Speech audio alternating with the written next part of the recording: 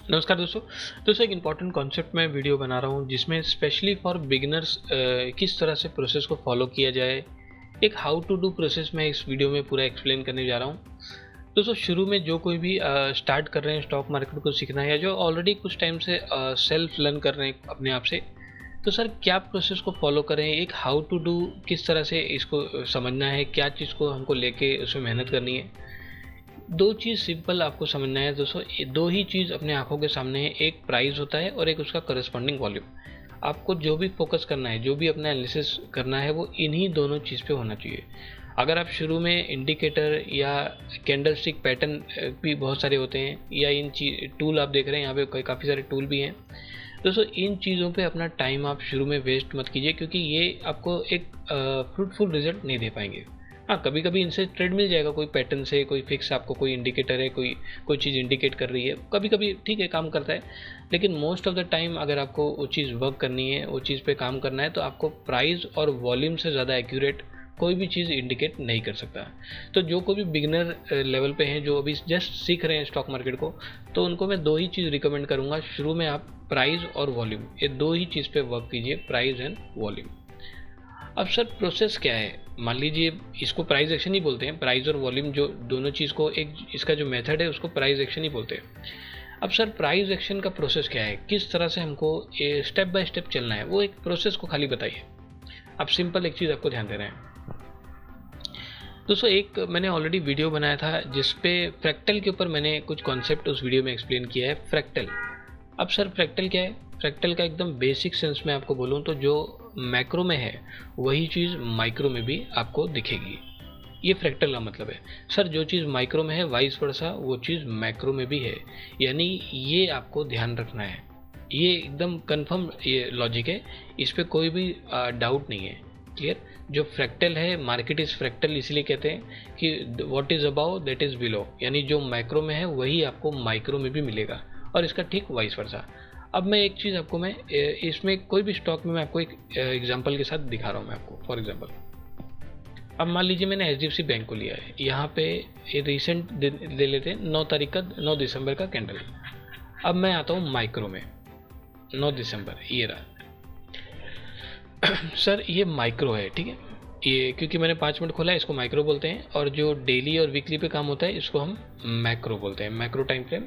तो पहले माइक्रो, फिर उसके बाद हम डेली में जाके काम करेंगे। अब जस्ट एक कॉन्सेप्ट फिर आपको रिमाइंड कराना है कि सर मार्केट इज़ फ्रैक्टल, इसको मत भूलना।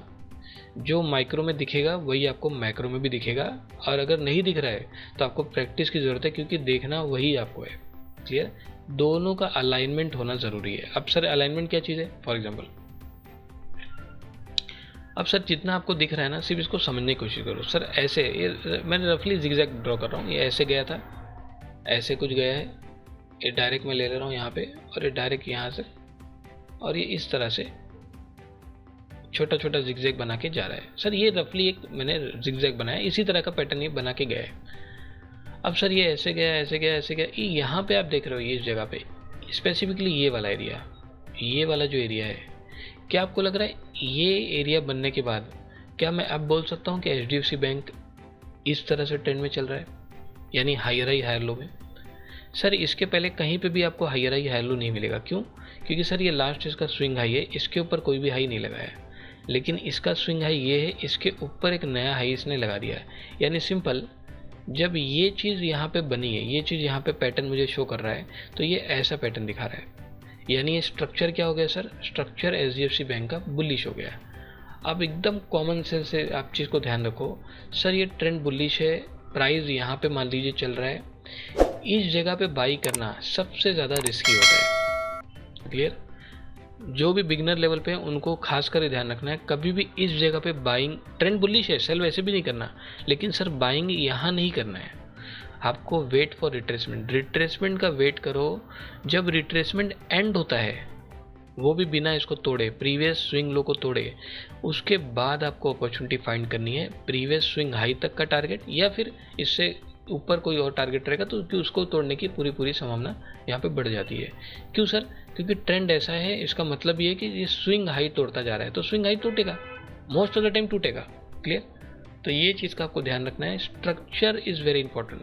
अब मैं अगर देख रहा हूँ सर स्ट्रक्चर इसका बुलिश है, इस एरिया में मुझे हायर हाई यहाँ पे दिख रहा है। अब मान लीजिए यहाँ पे इस एरिया में हायर हाई दिख रहा है। अब ये रिट्रेस करना स्टार्ट किया बिना इसको तोड़े।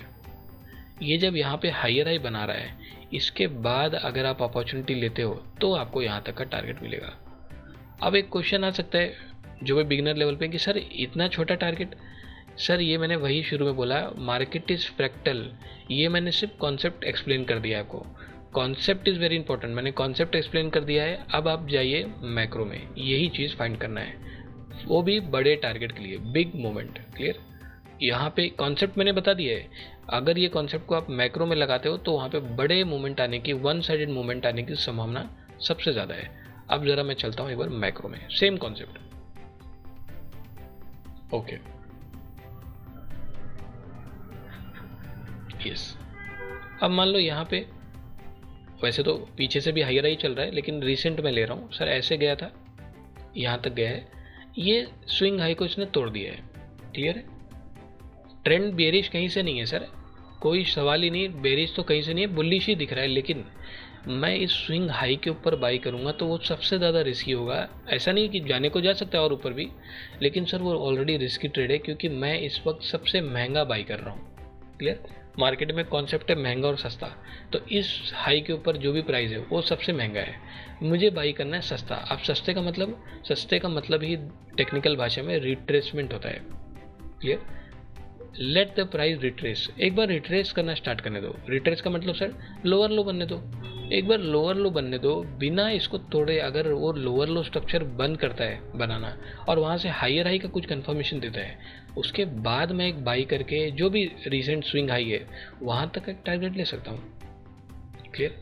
और आप ध्यान से देखोगे तो ये ऐसे जब गया, ये लोअर लो बनाया, ये इस कैंडल में ऐसा क्या हो गया, इसने हायर हाई और हायर क्लोजिंग भी दे दिया, यानी रिट्रेस स्टार्ट किया। इसका लास्ट स्विंग लो ये है। यहाँ पे जब इसने कंफर्मेशन दिया इस जगह पे, सर यहाँ पे मुझे अलर्ट हो जाना है। अभी तक तो मैं सिर्फ वॉच कर रहा था, ट्रेड तो लेना ही नहीं, वैसे भी कंफर्म नहीं किया तो मैंने सिर्फ अभी तक देख रहा था, एक भी ट्रेड, कोई कंफर्मेशन कुछ नहीं, कोई ट्रेड इसमें लेना नहीं है। जब ये कैंडल बन जाता है, अब आपका यहाँ पे काम स्टार्ट हो जाता है। तब तक ये चीज़ आपके वॉच लिस्ट में रहेगी, आपको सिर्फ इसको फॉलो करना है, सिर्फ वॉच करना है। लेकिन जब ये कंडीशन इस तरह से बनता है, इसके बाद आपका एक्शन का टाइम स्टार्ट होगा और आप देखोगे ये रिसेंट अगले दिन ही इसने मोमेंटम दे दिया मेरे को। क्लियर? तो ये स्ट्रक्चर ही सबसे इंपॉर्टेंट है, स्ट्रक्चर पे खासकर फोकस करना है, उसके बाद ही जाके आप एक डिसेंट सा मोमेंट अचीव कर पाएंगे।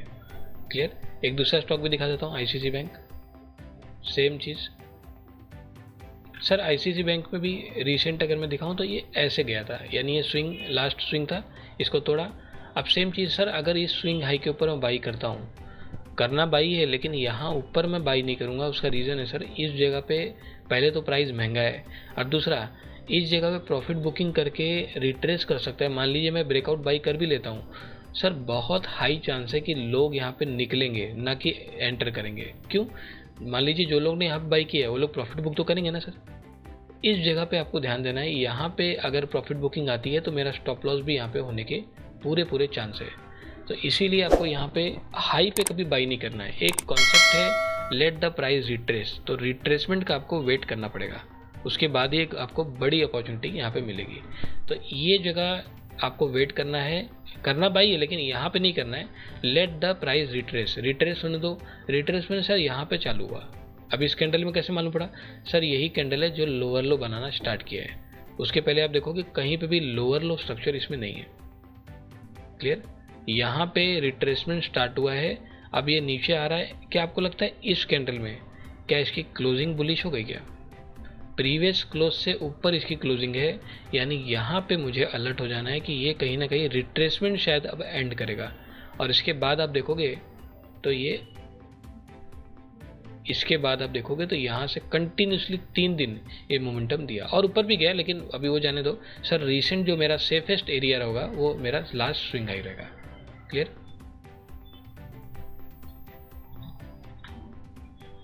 Clear point?